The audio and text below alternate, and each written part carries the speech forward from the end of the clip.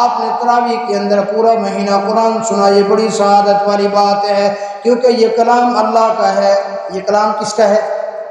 جس کو اللہ نے زبان دی ہے، بلند آواز سے کہو یہ کلام کس کا ہے؟ پوری زبان پوری طاقت سے یہ کلام کس کا ہے؟ یہ کلام کس کا ہے؟ اللہ کا نام دل سے لے لو، نہیں معلوم یہ کہ اللہ کا نام لیا ہوا اس رات کے اندر قبول ہو جائے اور ہماری زندگی بن جائے۔ یہ کلام کس کا ہے؟ اللہ کا کلام ہے۔ میرا اللہ بھی بڑی شان والا، اللہ کا کلام بھی بڑی شان والا۔ یہ اللہ کا کلام جس اللہ کے پیغمبر پر، ہمارے آقا صلی اللہ علیہ وسلم پر نازل ہوا، وہ اللہ کے نبی بھی بڑی شان والے۔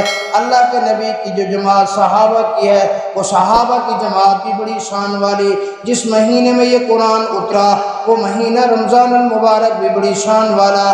جس رات یہ اللہ کا کلام اترا لیلۃ القدر کی رات، وہ لیلۃ القدر کی رات بھی بڑی شان والی۔ جس امت کے اوپر یہ قرآن اترا وہ امت بھی بڑی شان والی۔ اللہ اکبر۔ جس کے سینے کے اندر یہ قرآن محفوظ ہوا وہ قراء حفاظ بھی بڑی شان والے۔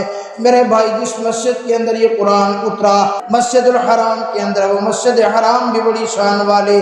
مدینہ منورہ کے اندر مسجد نبوی میں یہ قرآن اترا، مسجد نبوی بھی بڑی شان والی۔ میں تو یہاں تک بھی کہتا ہوں کہ رمضان المبارک کے مہینے کے اندر اس راولپنڈی شہر کے اندر علی المرتضیٰ مسجد کی اس جامع مسجد کے اندر سارا مہینہ قرآن پڑھا گیا۔ یہ مسجد بھی بڑی شان والی، اور جس قاری صاحب نے یہ قرآن پڑھا وہ قاری صاحب بھی بڑی شان والے۔ جن قراء نے پیچھے قرآن سنا وہ قراء بھی بڑی شان والے، اور جن ساتھیوں نے پورا مہینہ جم کر تراویح کے اندر اللہ کا قرآن قاری صاحب سے سنا وہ سارے لوگ بھی بڑی شان والے۔